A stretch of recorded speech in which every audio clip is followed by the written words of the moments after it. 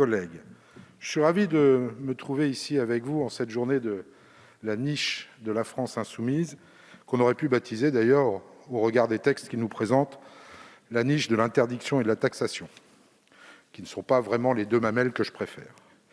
Cette proposition de loi, d'ailleurs, Madame Rubin, que nous nous apprêtons à examiner, s'inscrit dans la droite ligne idéologique du groupe de la France insoumise, une ligne antilibérale, ça c'est tout à fait votre droit et nous le respectons, mais une ligne qui privilégie quand même l'interdiction à l'incitation et qui fait fi de nombreuses libertés à la fois individuelles, mais aussi celles de nos entreprises.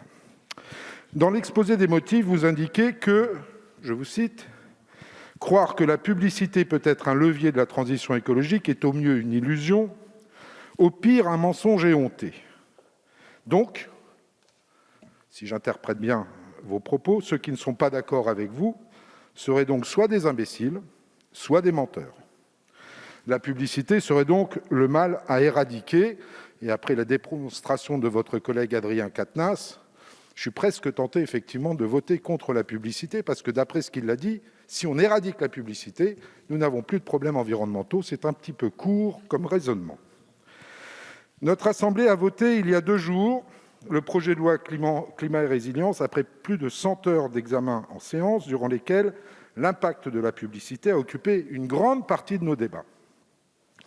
Avant d'expliquer très précisément pourquoi nous sommes contre ce texte, il me tient à cœur de rappeler les avancées, certaines ont déjà été rappelées, que nous venons de voter en la matière. Nous avons généralisé l'affichage environnemental pour un certain nombre de produits concernés par le dispositif de la loi AGEC. Nous avons interdit la publicité en faveur des énergies fossiles. Nous avons, je vous dis, tout ça, vous ne l'avez pas voté, on est bien d'accord.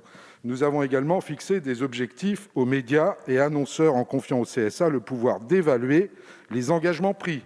Nous avons permis une meilleure régulation de la publicité lumineuse à l'intérieur des vitrines, ou encore une mesure sur laquelle je n'étais pas favorable, l'interdiction des avions publicitaires. Et pourquoi je n'y étais pas favorable, Madame Rubin ?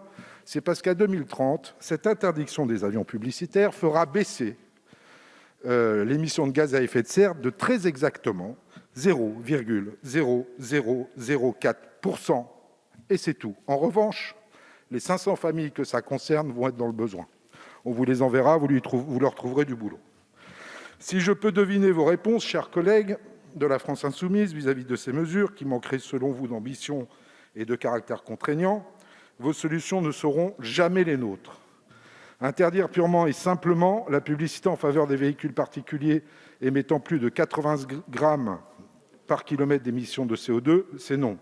Interdire toute publicité numérique et lumineuse, c'est une disposition totalement liberticide.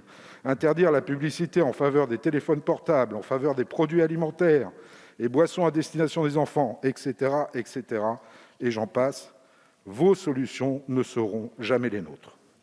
Chacun a le droit d'exprimer et de diffuser des informations et des idées, quelle qu'en soit la nature, par le moyen de la publicité, d'enseignes et de préenseignes, conformément aux lois en vigueur. Nous vivons dans un pays libre et défendons notre liberté d'entreprendre, de création et de promotion. Comment laisser 6 mois aux acteurs du secteur automobile et de la téléphonie mobile avant l'interdiction de la publicité en faveur de leurs produits ?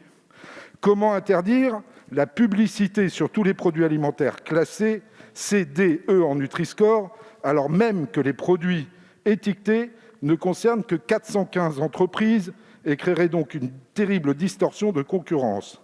La priorité est de généraliser ce dispositif. À noter que votre texte interdirait alors la publicité en faveur de l'huile d'olive ou encore des filets de sardines. Je crains que le régime de la France insoumise soit un peu sec et assez dur à avaler.